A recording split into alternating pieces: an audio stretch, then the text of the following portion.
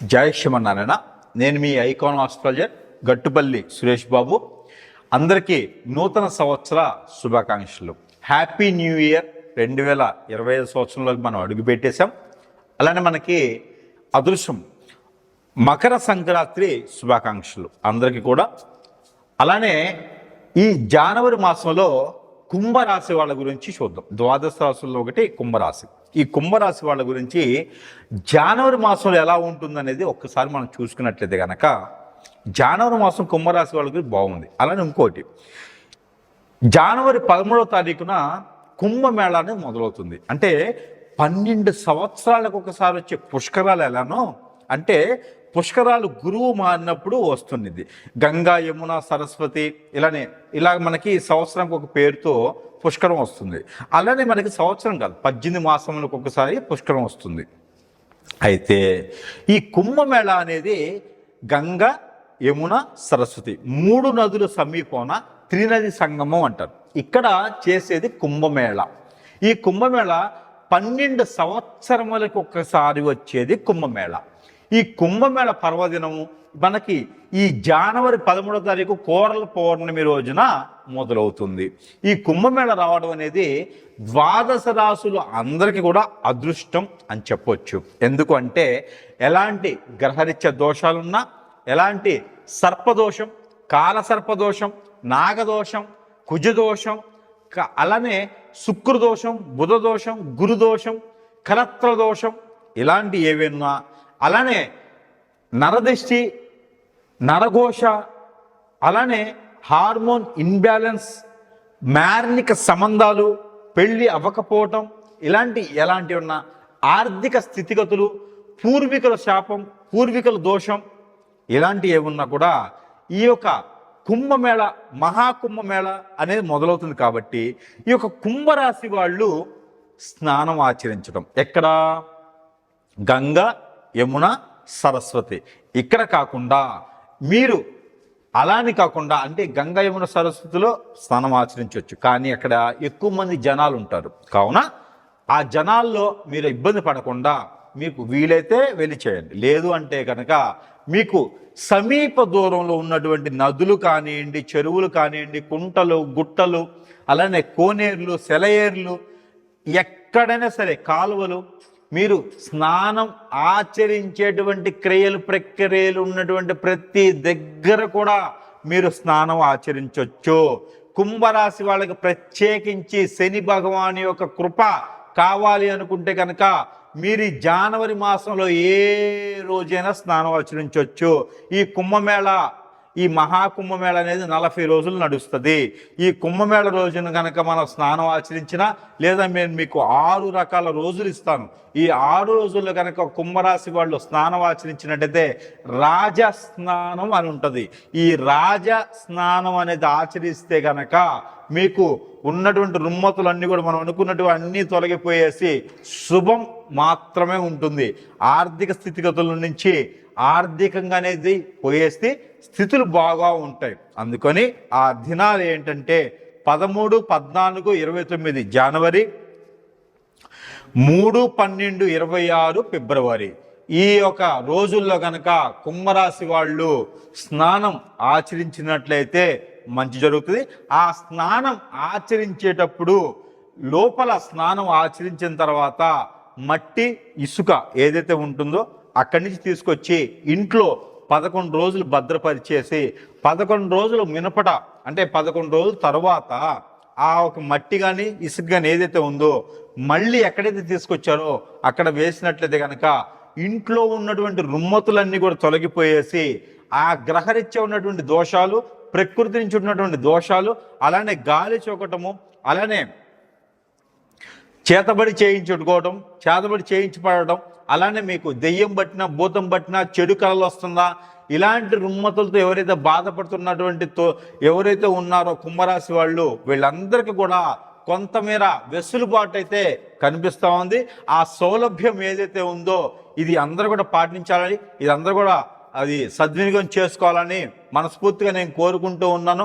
అలానే కుంభరాశి వాళ్ళు ఎవరైతే విదేశాలకు వెళ్ళాలి, చదువుకోవడానికి వెళ్ళాలి, జాబ్ పర్పస్ వెళ్ళాలి, జాబ్లో గ్రోత్ లేదు, ఆర్థిక స్థితిగతులు లేవు, అలానే వ్యాపార నిమిత్తంగా చేసుకోవాలి, ఇల్లు వాహనం కావాలి, గృహశోభ కావాలి, రాజకీయ రంగంలో ఎదగాలనుకుంటారో, వ్యాపార రంగాల్లో ఎదగాలనుకుంటారో, ఎలాంటి చెడు దృష్టి మీ మీద రాకుండా ఉండేందుకు, ఎలాంటి ఇబ్బందులు మీ దగ్గరకు ఉండేందుకు. ఎందుకంటే కుంభరాశి వాళ్ళు అదృష్టవంతులు ఏంటంటే వాళ్ళు మాటకారులు, మాట్లాడితే ఏదైనా చేయగలుగుతారు, అందరిని కలుపుడిగా వెళ్ళగలుగుతారు, అలానే ఏదైనా సరే సహాయం చేయగల గుణగణాలు ఈ యొక్క కుంభరాశిలో వాళ్ళకు ఉంటాయి. కాబట్టి ఫ్యామిలీ పరంగా, కుటుంబ పరంగా అందరిని కలుపుకుంటూ వెళ్తారు. కాబట్టి ఈ కుంభరాశి వాళ్ళు ఏ ఇబ్బందైనా పడతారు, బాధలైనా పడతారు, కుటుంబాన్ని చాలా సక్రమంగా చూసుకునే దానికి బాధ్యతగా తీసుకుంటారు. కాబట్టి ఎప్పుడు కూడా కుంభరాశి వాళ్ళకి ఒకటే చెప్పగలిగింది ఏంటంటే ఎదుటి వ్యక్తిని నమ్మకుండా స్వశక్తితో మీ కాళ్ళ మీద మీళ్ళు మీ అదృష్టం పరీక్షించుకున్నట్టుగా మీరు స్వశక్తిగా నిలబడి ఏ చిన్నపాటి వ్యాపారమైనా, చిన్నపాటి జాబ్ అయినా, ఏదైనా సరే ఇబ్బంది లేకుండా, మొహమాట పడకుండా మీరు మొదలుపెట్టినట్టయితే అది మీకు అదృష్టం అని చెప్పొచ్చు. ఈ జనవరి మాసంలో ఏ చిన్నపాటి అవకాశం వచ్చినా సరే జార్చుకోవద్దు. మీకు ఏదైనా చెడు అలవాట్లు ఉన్నా కూడా ఆ అలవాటు కూడా మిమ్మల్ని బతికించేదానికి ఆస్కారం ఉంది. కాబట్టి అలా అని చెప్పేసి గురువుగారు చెప్పారని పేకాట్లు, బెట్టింగులు లాంటి కాయకండి. చిన్న చిన్న అలవాటు అంటే కిళ్ళి కానీ, సిగరెట్ కానీ ఇలాంటి అలవాటు కూడా మిమ్మల్ని బతికిస్తుంది ఈ మాసంలో. అలా అని చెప్పి కొత్తగా ఎవరు అలవాటు చేసుకోకండి. ఎవరికైనా అలవాట్లు ఉంటే కూడా ఆ అలవాటు నిమిత్తంగా మీరు బతికేదానికి ఆస్కారం ఉంది. కాబట్టి ఆ మేర మీరు ఈ చిన్న చిన్న అలవాట్లు ఉండడం వల్ల మీరు సంపాదించడం ముందుకు వస్తారు. ఎందుకంటే సిగరెట్ అలవాటు ఉన్నవాడికి డబ్బు కావాలి. కాబట్టి ఆ డబ్బు కోసమైనా సంపాదించడానికి కావాలి, ఆ సంపాదించడానికి వ్యాపారం కానీ, జాబ్ కానీ కావాలి. కాబట్టి అట్లనే మీరు జాబ్ చేసేదానికి అర్హులుగా ఉంటారు.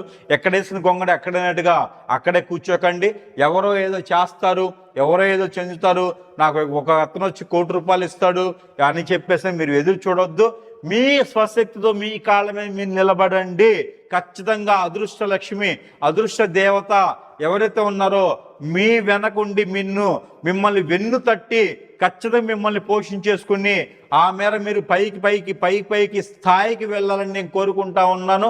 ఎవరి మీద మీరు మీ షాట్ను మీరు నమ్మకండి, స్వశక్తితో చేసుకోండి. అలానే ఈ మకర సంక్రాంతి, మకర కనుమ, మకర భోగి రోజున పెద్దలకి కనుక మీరు చేసేటువంటి దానాలు, హరిదాస్కి మీరు ఇచ్చేటువంటి దానాలు, అలానే బ్రాహ్మణోత్తముడికి మీరు ఇచ్చేటువంటి దానాలు, మీరు ఇచ్చే మోయిన, కాయగూరలు, నూనె, నెయ్యి ఏదైతే ఉందో ఇలాంటివన్నీ కూడా బ్రాహ్మణోత్తముడికి, హరిదాసుకి, ఆ దేవతలకి, పెద్దవాళ్ళకి కనుక మీరు చేసేటువంటి పూజలు, పునస్కారాలు, దేవతలకి ఏదైతే మీరు చేసిన దానాలు ఉన్నాయో ఇవన్నీ కూడా మీకు ఫలించేసి త్వరగా మీరు అదృష్టవంతులు అయ్యేదానికి ఆస్కారం ఉంటుంది. కాబట్టి ఈ మేర మీరు ప్రయత్నం చేయండి.